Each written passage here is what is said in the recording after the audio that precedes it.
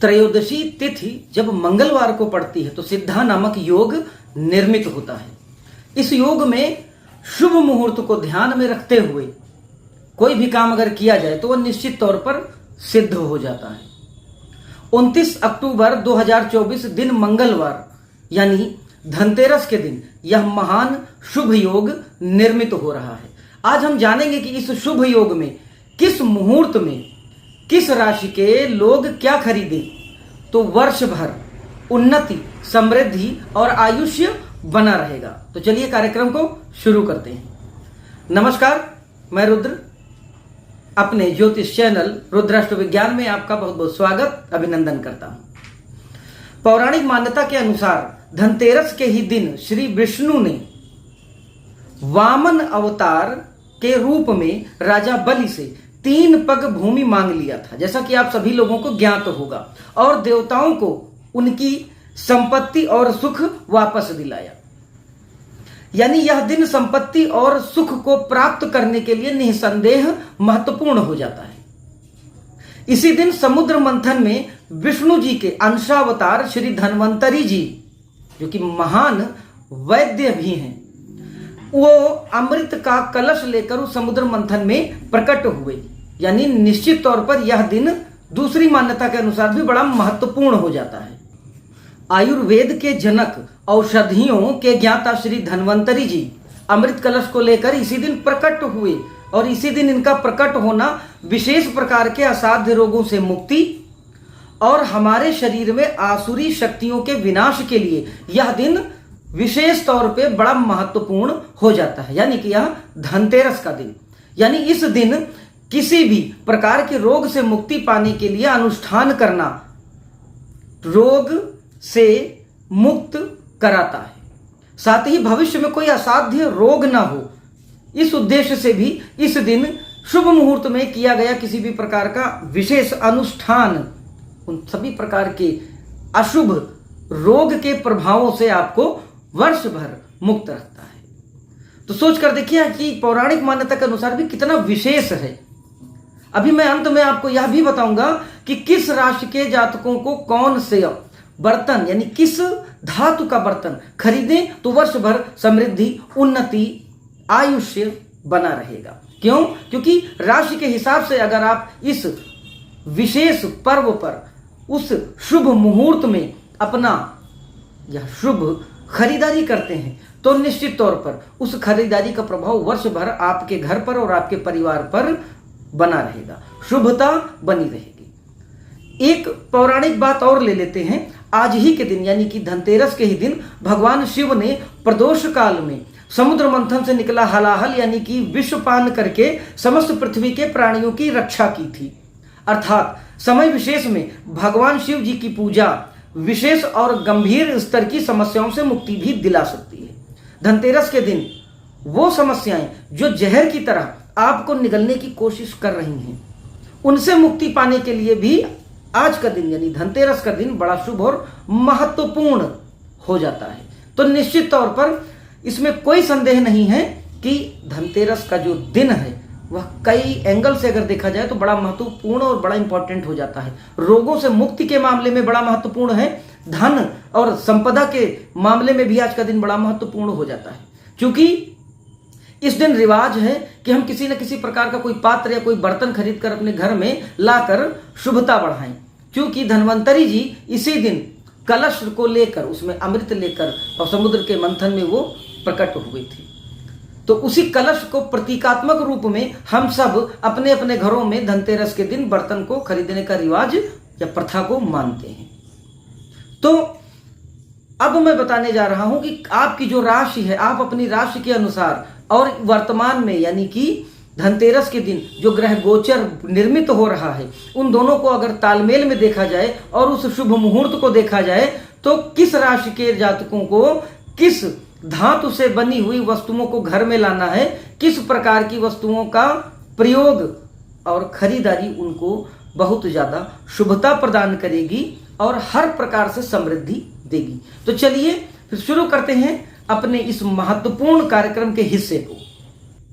तो 29 अक्टूबर 2024 दिन मंगलवार को खरीदारी के लिए जो सबसे शुभ समय है वह आप लोग ध्यान से सुनिए, चाहे तो आप नोट भी कर सकते हैं कि इस दिन शाम को 6:31 से लेकर शाम 8:12 तक यह जो अवधि रहेगी यह बड़ा शुभ अवधि रहेगी खरीदारी करने के लिए।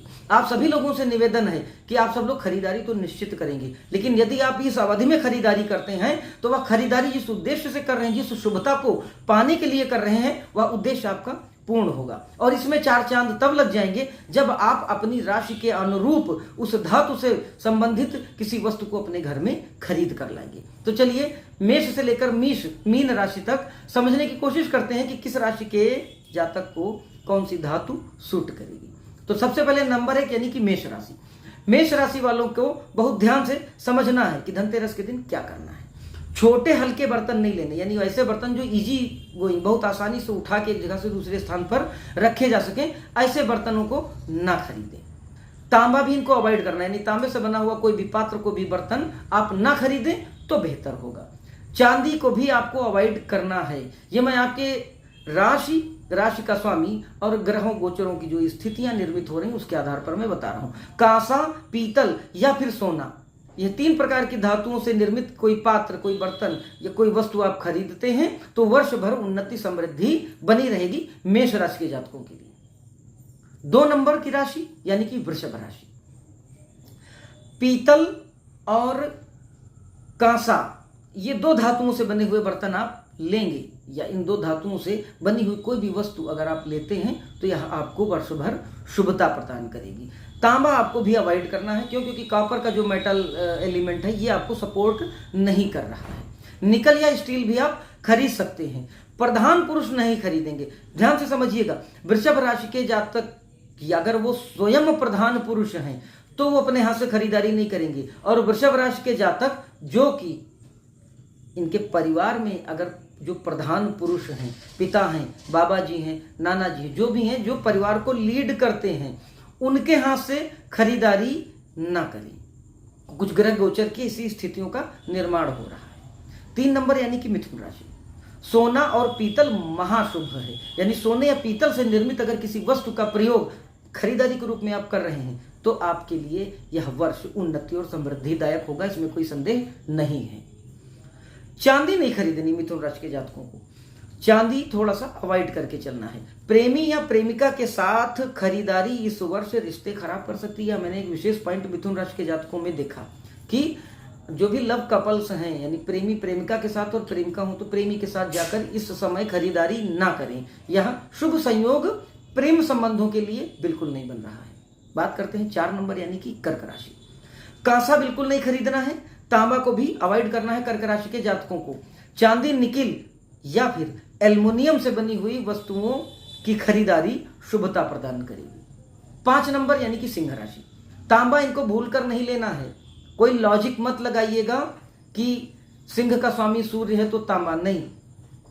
ग्रह गोचर के अनुसार और उस दिन की जो स्थितियां हैं आपकी राशि से मेल खाती हुई, उसके आधार पर मैं बता रहा हूं तांबा भूलकर नहीं लेना है, यानी तांबे से निर्मित कोई भी वस्तु नहीं खरीदनी है सिंह राशि के जातकों को। सोना, लोहा, निकिल का सामान लेना शुभ होगा। और सबसे बड़ी बात कि स्वयं ना खरीदारी करें। पैसे ये दे सकते हैं, साथ में जा सकते हैं, लेकिन खरीदारी प्रत्यक्ष तौर पर इनके हाथ से ना हो तो बेहतर है। छोटे भाई बहनों को साथ ले सकते हैं, उनके माध्यम से खरीदारी करें, शुभता आएगी। या फिर जीवन साथी के माध्यम से खरीदारी करें तो भी शुभता वर्ष भर बनी रहेगी। 6 नंबर यानी कि कन्या राशि।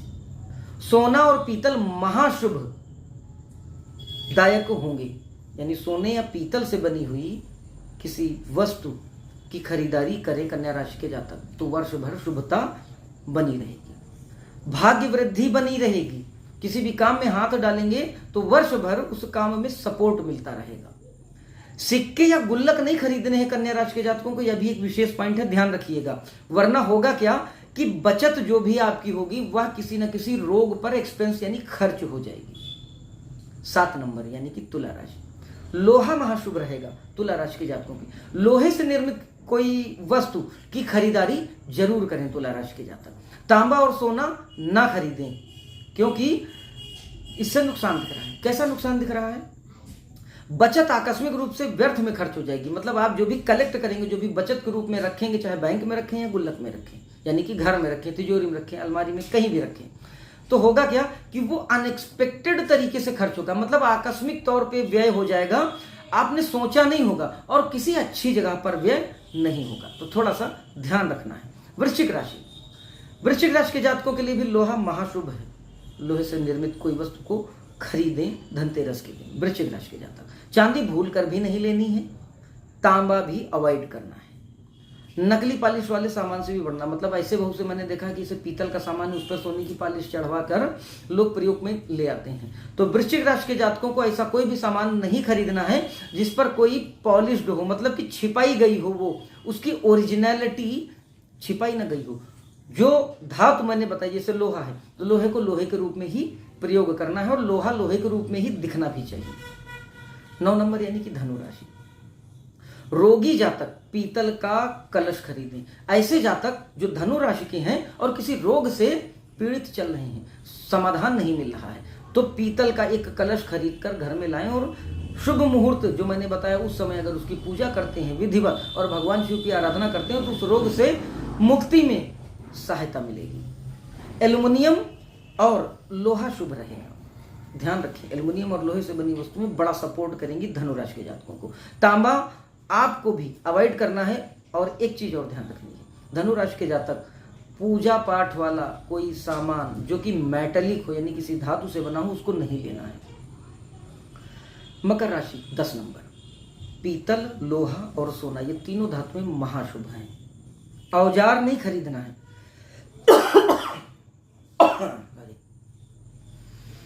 पीतल, लोहा और सोना महाशुभ हैं मकर राशि के जातकों के लिए। एक बात विशेष ध्यान रखनी है, किसी भी तरीके का औजार नहीं खरीदना, कोई इक्विपमेंट नहीं खरीदना है धनतेरस के दिन। चांदी, एल्युमिनियम भी बड़े सपोर्टिव मेटल हैं, ये मेटल भी आप खरीदारी में ले सकते हैं।